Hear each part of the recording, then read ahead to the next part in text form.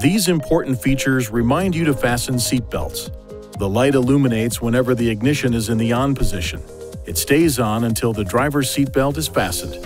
The chime also sounds for a period of time unless the driver's seatbelt is secured.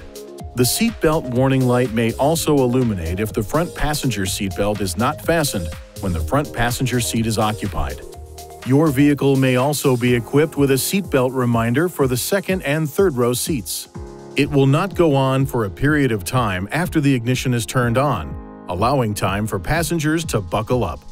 When buckling rear seatbelts, ensure that the seatbelt is connected to the correct corresponding buckle, or the seatbelt warning may be triggered and the chime will continue to sound.